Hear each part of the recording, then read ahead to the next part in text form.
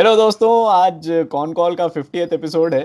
तो आप सबका शुक्रिया, थैंक यू। आपके व्यूज़, लाइक्स, कमेंट्स और फीडबैक से हमको भी मोटिवेशन मिलता है कि हम ये कॉन कॉल करें। मेरे साथ में हमेशा की तरह 50 एपिसोड की पार्टनरशिप पूरी करने वाले सलामी बल्लेबाज हैं अभिषेक। नमस्ते। और आप सबको थैंक यू आपके व्यूज़ के लिए, लाइक्स के लिए, कमेंट्स के लिए। आज 1 साल भी हो गया है। लास्ट बजट से हमने स्टार्ट किया था, और तो दूसरा बजट आ गया है। तो थैंक यू आप सबका। तो मैं भी वही कह रहा था कि जो हमारा फर्स्ट कॉन कॉल का एपिसोड था वो लास्ट ईयर के बजट के बाद चेंज हुए इनकम टैक्स स्लैब्स पर था। और आज ये कोइंसिडेंस है कि हमारा 50th एपिसोड भी बजट पर ही होने वाला है। इस बार इनकम टैक्स में कोई चेंज तो हुआ नहीं, तो वो एंगल कवर करने की ज़रूरत नहीं है। लेकिन बजट में बहुत कुछ होता है कवर करने के लिए। जो फाइनेंस है वो अभिषेक का फेवरेट टॉपिक भी है। तो I will let him do the talking for this episode.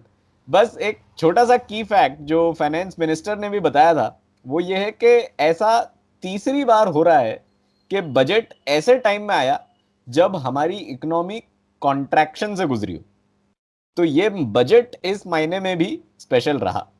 इसके अलावा बजट में और क्या क्या स्पेशलिटीज रही ये सब बताएंगे अभिषेक। जी, आज हम बजट के बारे में बात करेंगे। तो सबसे पहले बजट होता क्या है? बेसिकली जो बजट होता है, क्या आपका क्वेश्चन होगा कि उससे एक आम आदमी को क्या लेना देना बजट से। तो जो बजट होता है वो सरकार का इनकम और एक्सपेंडिचर का स्टेटमेंट होता है, और साथ में बजट में कुछ पॉलिसी अनाउंसमेंट भी करती है। सरकार हमें बताती है बजट में कि हम आने वाले 1 साल में, अगले फाइनेंशियल ईयर में कहाँ कहाँ खर्च करेंगे, और उस खर्च करने के लिए हम पैसे कहाँ से उठाएंगे। अब इसका आप पे क्या फर्क पड़ेगा, क्योंकि जो सरकार खर्च करती है वो आप पे खर्च करती है। जो वेलफेयर स्कीम चलाएगी उसका फायदा आपको मिलेगा, इंफ्रास्ट्रक्चर के लिए सरकार पैसा खर्च करेगी, उसका फायदा आपको मिलेगा। तो आपको ये समझना जरूरी होता है कि सरकार कहाँ कहाँ पे खर्च कर रही है। और जो सरकार पैसा जुटाएगी तो वो भी आपसे जुटाती है।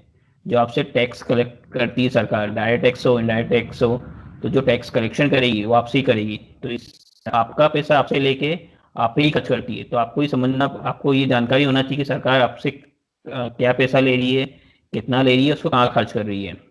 दूसरा, बजट के साथ साथ बजट के एक दिन पहले इकोनॉमिक सर्वे आता है। वो भी एक काफ़ी इंपॉर्टेंट डॉक्यूमेंट होता है। अब इकोनॉमिक सर्वे में वो क्या होता है? बेसिकली बजट में देखिए, बजट में एक तो सब प्रोजेक्शन करते हैं कि हम नेक्स्ट साल में यहाँ खर्च करेंगे। अब इकोनॉमिक सर्वे बताता है, में खास तो नंबर रहता है, डाटा बताता है। ये जो हमने पिछले बजट में जो हमने अनाउंसमेंट किए थे फाइनेंस मिनिस्टर ने, वो हमने कहाँ पे खर्च किए, कितने खर्च किए, उसका हमारी इकोनॉमी पे क्या प्रभाव पड़ा, और किस सेक्टर पे क्या प्रभाव पड़ा, और आने वाले 1 साल में क्या अनुमान है। तो एक पूरा डाटा रहता है। जो इकोनॉमिक सर्वे रहता है, जो भारत सरकार के चीफ इकोनॉमिक एडवाइजर रहते हैं, उनकी देखरेख में बनता है। Mister Subramaniam chief economic adviser है, तो उनके सुपरविजन में पूरा इकोनॉमिक सर्वे बना। इस साल के इकोनॉमिक सर्वे की बात करें तो बहुत ही मोटा, एक 500 पेज का डॉक्यूमेंट है वो। तो आज हम थोड़ा सा कवर करेंगे, एक एक, एक हम स्लाइड लेंगे कि बेसिक समरी समझने की कोशिश करेंगे। पूरा तो हम कवर नहीं कर सकते हैं। तो आज बजट में हम ये बात करने की कोशिश करेंगे कि बजट में एक खास, एक जो नंबर, कुछ नंबर्स को समझने की कोशिश करेंगे जो आपको पता होना चाहिए, और कुछ 2-3 पॉइंट्स जिसका आपकी लाइफ पे, डे टू डे लाइफ पे सबसे ज़्यादा असर पड़ेगा, वो पॉइंट्स हम आज डिस्कस करेंगे। सबसे पहले जो ये पूरे बजट इकोनॉमिक सर्वे की करे, जैसे शोएब ने कहा कि फाइनेंस मिनिस्टर ने कहा कि एक एक ये जो बजट था एक बहुत ही एक्स्ट्राऑर्डिनरी था, जो बैकग्राउंड था। इस बार सही में बहुत ही एक्स्ट्राऑर्डिनरी बैकग्राउंड में बजट बना हुआ है, क्योंकि पहली बार हमारी इकोनॉमी एक टेक्निकली रिसेशन के दौर में थी। तो एक बजट बनाना चैलेंज था। उसके बाद कोविड की वजह से हमें हेल्थ केयर पे ज़्यादा खर्च करना था, और हमारे पास सरकार की इनकम पे भी काफ़ी प्रेशर था, क्योंकि टैक्स कलेक्शन कम हुआ, लोगों के बिजनेस डाउन है। तो उसी पूरे कॉन्टेक्स्ट में एक काफ़ी चैलेंजिंग एनवायरनमेंट में ये एक बजट एक सरकार ने बनाया है। सबसे पहले हम इकोनॉमिक सर्वे की बात करें तो इकोनॉमिक सर्वे से बताया, बहुत बड़ा डॉक्यूमेंट है, 500 पेज का डॉक्यूमेंट है, हम तो पूरा डिस्कस नहीं कर सकते। मैं जो सबसे की पॉइंट है वो मैं बताना चाहता हूँ, कि जो इकोनॉमिक सर्वे में बताया गया भारत की ग्रोथ के बारे में। तो जो बेसिक इसका एस्टिमेट है, वो बताया गया कि भारत की जीडीपी इस साल -7.7% रहेगी, और नेक्स्ट ईयर 21-22 के लिए जो एस्टिमेट किया गया है वो 11% का बोला गया है। और इसमें साफ साफ कहा है कि हमें ये 2 साल लगेंगे पूरे रिकवर होने में, जब जो नुकसान हुआ है। हम समझे 20-21 में हम 7.5% नीचे आएंगे। और ये जो 11% ग्रोथ दिख रही है वो इसलिए क्योंकि बेस कम हुआ है हमारा। मैं आपको एग्जांपल लेके समझाऊं कि अगर हम सपोज करो 100 पे थे और -7.7 यानी लगभग 8% की हमारी डी ग्रोथ है, हम 92 पे आ गए। अब 92 से हम वापस 11% पे जाएंगे तो हम वापस अगले एक साल में वहां पे पहुंचेंगे जहां हम 2 साल पहले थे। यानी हम मार्च 2022 में उस पोजीशन पे रहेंगे जहां पे हम मार्च 2020 में थे। तो ये 2 साल हमारी तरफ से पूरे एक कुछ प्रोडक्टिविटी नहीं हुई है, हम कोई हमारी एक इकोनॉमी की ग्रोथ नहीं हुई है। हमने 2020-21 में गड्ढा खोदा है, अब 21-22 में उस गड्ढे को भरेंगे और फिर 2022 के बाद से उस पर ग्रोथ चालू होगी। तो ये पूरे मेन पॉइंट है इकोनॉमिक सर्वे का। इसमें सरकार ने पूरी ईमानदारी से एक एक्सेप्ट किया है कि अगले 2 साल हमें लगेंगे रिकवर होने में, जो हमारी इस कोविड की वजह से इकोनॉमी को जो सेटबैक लगा है उससे। बजट की बात करें तो बजट में सबसे पहले मैं एक टर्म जो डिस्कस करना चाहता हूँ वो होता है डेफिसिट। अभी डेफिसिट होता क्या है? जैसे में बताया, सरकार जो बजट होता है सरकार का इनकम एक्सपेंडिचर का एक स्टेटमेंट होता है। सरकार बताती है कि हमारी इनकम क्या है और हम कहाँ खर्च करेंगे। तो डेफिसिट क्या होता है? अगर सरकार की इनकम 100 रुपये है और वो 110 रुपये खर्च कर रही है, यानी 10 रुपये अपनी इनकम से ज़्यादा खर्च कर रही है, तो वो डेफिसिट हो जाएगा। यानी सरकार अपनी इनकम से ज़्यादा खर्च कर रही है तो डेफिसिट हो जाएगा। अब ये जो डेफिसिट फिल होगा वो फिल कहाँ से होगा? सरकार को उसके लिए मार्केट से लोन लेना पड़ेगा। तो जो पिछले साल बजट जो हुआ था एक साल पहले 2021 के लिए, तो उसमें जो एस्टिमेट था कि हमारा फिस्कल डेफिसिट 3.5% रहेगा। अब इस बजट में सरकार ने रिवाइज किया है कि ये जो डेफिसिट होगा ये 9.5% रहेगा। ये काफ़ी एक बड़ा नंबर है। पिछले कई सालों से हमारी कोशिश थी कि हम इस बजट के जो फिस्कल डेफिसिट है उसको कम से कम रखने की कोशिश करें। 19-20 की बात करें तो 19-20 में 4.9 था, और जैसे कि मैंने बताया कि 20-21 जो बजट में ये एस्टिमेट किया गया था, ये 3.5% एस्टिमेट किया गया था। अब इसका इफेक्ट क्या पड़ता है वो मैं आपको आगे बताऊंगा।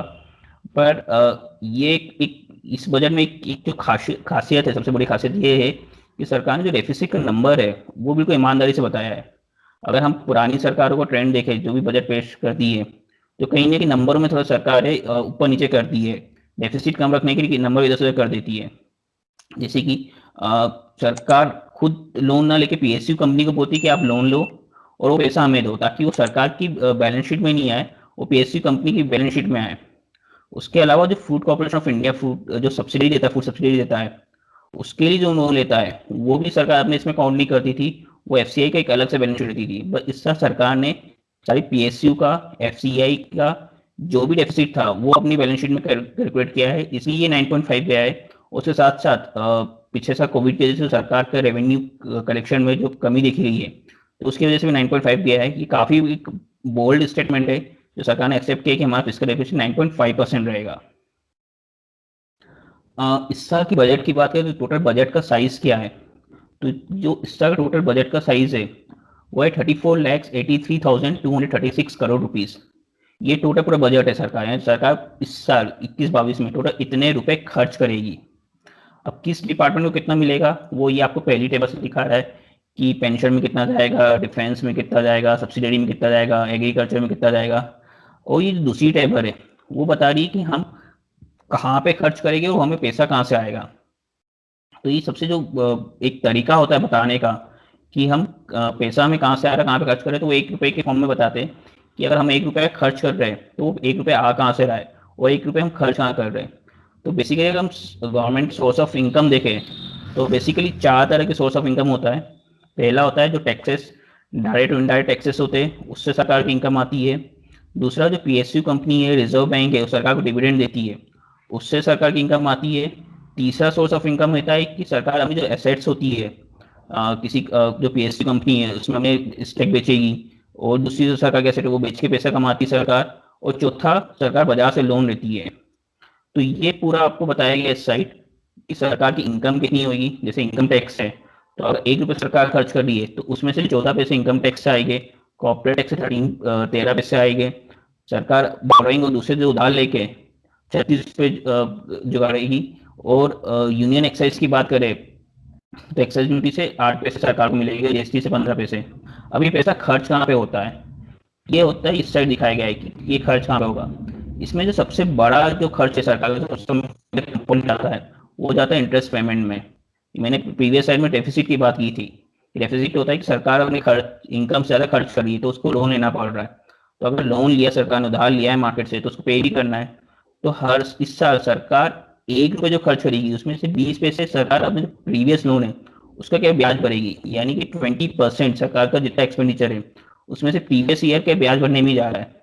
तो इसलिए ये बहुत जरूरी है, सरकार की पूरा कोशिश रहती है कि हमें फिजिकल डेफिसिट को कम से कम रखे, ताकि जो सरकार जो पैसा खर्च कर रही है वो सही जगह में जा सके, ना कि ब्याज भरने में। ये तो सेंट्रल गवर्नमेंट की बात है कि इनका केवल 20% ही जा रहा है। कई भारत की राज्य सरकारों की ये हाथ इनका फिजिकल डेफिसिट इतना ज्यादा जा चुका है कि उनको अब इंटरेस्ट भरने के लिए लोन लेना पड़ रहा है। तो ये काफी इंपॉर्टेंट फिगर है। उसके बाद एक जो इस बजट की कोई हाईलाइट थी, हेल्थ केयर। पिछले साल जो बजट में प्रोविजन था हेल्थ केयर एक्सपेंडिचर पे, वो था 94,452,000 करोड़ रुपीज। ये बढ़ के अब साल हो गया है 2,23,846, यानी 37% का हाइक एक हेल्थ केयर पे गवर्नमेंट ने दिखाया है कि हेल्थ केयर में 37% का हाइक करेंगे।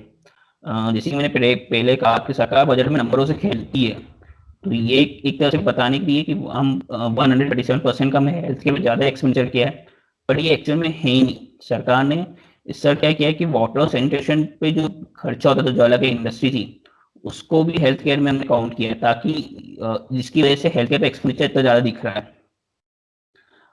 एक सरकार एक नया एक स्कीम लेके आई है, जल जीवन मिशन, जिसके लिए अगले 5 सालों में सरकार 2,87,000 रुपीज खर्च करेगी। इसका भी जैसे इसका बेसिकली ये जो स्कीम इसलिए है कि अर्बन एरिया में हर घर में पीने के लिए साफ पानी उपलब्ध कराया जा सके नल के द्वारा। तो ये इस तरह के भी बजट भी सरकार ने हेल्थ केयर में इंक्लूड किया है। उसके बाद जो प्रॉपर है हेल्थ केयर की बात करें, सबसे बड़ा अभी जो एक हॉट टॉपिक है वो है वैक्सीन का। तो वैक्सीन के लिए, कोविड वैक्सीन के लिए सरकार ने 35,000 रुपीज का एक प्रोविजन रखा हुआ है कि ये हम वैसे कोविड वैक्सीन के लिए खर्च करते, जो काफ़ी बड़ा अमाउंट है। तो ये अमाउंट देख के लगता है कि अधिक से अधिक लोगों को फ्री में वैक्सीन मिल सकती है। उसके अलावा बच्चों में एक निमोनिकर एक डिसीज होती है, जिसकी वजह से हर साल 50,000 बच्चों की भारत में मृत्यु होती है। तो उस डिसीज की एक मेड इन इंडिया वैक्सीन आई है। जिस तरह से पल्स पोलियो अभियान चला था, उस तरह का एक अभियान चला के वो ये वैक्सीन सरकार सभी बच्चों को, भारत के बच्चों को लगाएगी। उसके बाद एक नई एक योजना है हेल्थ केयर से रिलेटेड, प्रधानमंत्री आत्मनिर्भर स्वस्थ भारत योजना। बेसिकली ये जो योजना है ये है कि आपका एक जो बेसिक हेल्थ इंफ्रास्ट्रक्चर है उसको इम्प्रूव करने के लिए है। इसमें जो मेन हाईलाइट है कि एक गांव-गांव में, एक छोटे कस्बों में, रूरल एरिया में लगभग 18,000 के करीब वेलनेस सेंटर बनाए जाएंगे। अर्बन एरिया में लगभग 11,000 के करीब वेलनेस सेंटर बनाए जाएंगे, जो कि बेसिक एक हेल्थ इंफ्रास्ट्रक्चर को इम्प्रूव करने पर जोर है। और साथ ही साथ national centre for disease control NCDC के लिए काम करता है। उसके लिए एक महामारियों के लिए एक प्लान में कैसे लड़ना है, तो उसके लिए भी सरकार ने उसके इम्प्रूवमेंट पे एक खर्च किया है कि अभी कोविड-19 है, वैक्सीन आ गई है, हो सकता है कुछ साल में खत्म भी हो जाए, बट आगे इस तरह की महामारी है तो उससे हम लड़ने के लिए तैयार रहे। अब टैक्स की बात करें, इनकम टैक्स की, तो इनकम टैक्स के स्लैब में और रेट में कोई चेंजेस नहीं किए सरकार ने, जो लास्ट ईयर से वही रखे गए हैं। इसमें ये है कि सीनियर सिटीजन के, जिनकी एज 75 ईयर्स से ज़्यादा है, उनको एग्जम्पशन दिया गया रिटर्न फाइल करने से। इसमें एक जो क्लेरिफिकेशन ये है कि ये केवल ऐसे सीनियर सिटीजन के जिनके पेंशन और इंटरेस्ट इनकम आती है। अगर आपकी कोई दूसरे बिजनेस से इनकम आती है तो आपको रिटर्न फाइल करना पड़ेगा। अगर आपकी पेंशन इंटरेस्ट से इनकम आती है, बैंक में आती है, तो बैंक ऑलरेडी टीडीएस काट लेता है, इसलिए आपको रिटर्न भरने की जरूरत नहीं है। अगर आपको कोई दूसरा सोर्स ऑफ इनकम है apart from pension and interest, तो आपको रिटर्न फाइल करना पड़ेगा।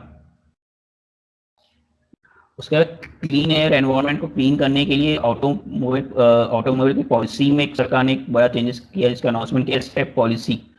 अगर आपके प्राइवेट व्हीकल 15 साल से ज़्यादा है तो उसको, सॉरी, कमर्शियल व्हीकल 15 साल से ज़्यादा है तो उसको आपको एक फिटनेस टेस्ट लगेगा, उसको फिटनेस टेस्ट पास में तो स्क्रैप करना पड़ेगा।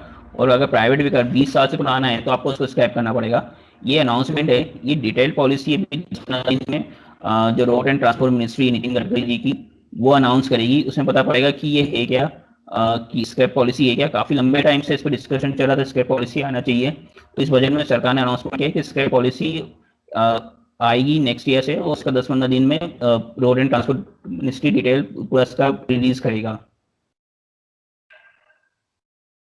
उसके बाद जो सरकार के, मैंने बताया कि अलग अलग सोर्स ऑफ इनकम होती है, तो एक डिसइन्वेस्टमेंट भी काफ़ी बड़ा एक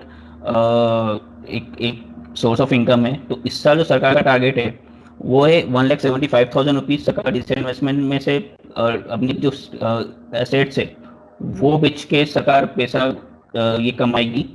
इसमें जो बड़ी कंपनी है जिसका डिसइन्वेस्टमेंट का सरकार का टारगेट है 21-22 के लिए, उसमें बीपीसी है, Air India Shipping Corporation, Container Corporation of India, IDBI Bank, BEML, Pawan Hans और इस्पात निगम लिमिटेड, ये कोई बड़ी कंपनियां। उसके साथ साथ एलआईसी का भी आईपीओ आएगा 2021 में।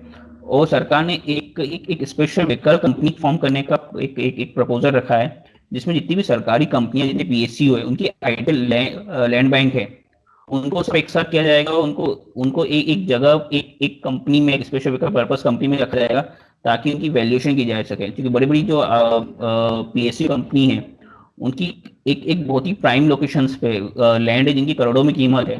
तो सरकार उन लैंड्स को बेच के भी पैसा कमाना चाहती है। एलआईसी के आईपीओ के प्रति उसी के साथ साथ एक एक जो बड़ा अनाउंसमेंट था, वो ये था कि अब जो 49% एट प्रेजेंट इंश्योरेंस में एफडीआई की परमिशन है। एफडीआई क्या होता है, कोई फॉरेन कंपनी या कोई फॉरेन इंडिविजुअल किसी सेक्टर में कितना इन्वेस्ट कर सकता है इंडिया में, या कितने किसी कंपनी में कितने स्टेक खरीद सकता है, वो एफडीआई लिमिट होती है। तो अभी एट प्रेजेंट इंश्योरेंस में 49% की एफडीआई लिमिट थी, जिसको बढ़ा के 74% करने का प्रपोजल है। अब जैसे बजट पर सबके अलग अलग व्यूज आते हैं। जो गवर्नमेंट रहती है वो बोलती है कि एक बहुत ही पाथ ब्रेकिंग बजट है। जो अपोजिशन में रहते हैं वो बोलते हैं कि ये बहुत गरीब विरोधी है। तो उसका एक आइडियल एग्जांपल है ये जो इंश्योरेंस सेक्टर में एफडीआई बढ़ा है। वो सबसे पहले एफडीआई जो ओपन किया था वो इंद्र कुमार गुजराल की सरकार में 96 में प्रपोजल रखा था 24% का। उस समय कांग्रेस और बीजेपी अपोजिशन में थी, उन्होंने अपोज किया। उसके बाद जब एनडीए की गवर्नमेंट आई तो अटल बिहारी वाजपेयी ने उसको 24 को 49% करने की कोशिश की, तो तब कांग्रेस अपोजिशन थी, उन्होंने अपोज किया। उसके बाद जब यूपीए की गवर्नमेंट आई, उन्होंने उस 49% को 74% की करने की कोशिश की। तो उस समय लेफ्ट यूपीए का पार्टनर था, उसने अपोज किया। बीजेपी थी, उसने अपोज किया। अब बीजेपी की गवर्नमेंट है, जब 74% कर रही है तो कांग्रेस अपोजिशन में, तो कांग्रेस अब इसका अपोज कर रही है। तो हमने कोशिश की है कि आपको हम एक समराइज, एक बजट की समरी देने की कोशिश करें एक छोटे से फॉर्म में। ऐसे पॉइंट्स हमने कवर करने की कोशिश की जिसका आपकी लाइफ पे ज़्यादा इफेक्ट पड़ेगा। बजट एक काफ़ी वास्ट एक टॉपिक है, जिसको हम पूरा तो कवर नहीं कर सकते। उसमें सब एक मेन हाईलाइट कैप्चर करने की कोशिश की, वो आपको हमने एक्सप्लेन करने की कोशिश की है। एक चीज़ जो स्टैंड आउट की मेरे लिए, वो लास्ट वाला आपने जो एग्जांपल इंश्योरेंस का बताया, वो ये एक बहुत अच्छा एग्जांपल है ये समझने के लिए कि कैसे आपको जो भी व्यूज़ मिलते हैं, जो ट्रिकल डाउन होके व्यूज़ आते हैं आपके पास, वो कितने ज़्यादा बायस्ड हो सकते हैं। तो इसलिए अपनी स्टडी करना भी इम्पोर्टेंट है। और कुछ नहीं तो आप कॉन कॉल देख सकते हैं। तो आज के एपिसोड में इतना ही। अगली बार फिर मिलेंगे, तब तक के लिए टेक केयर।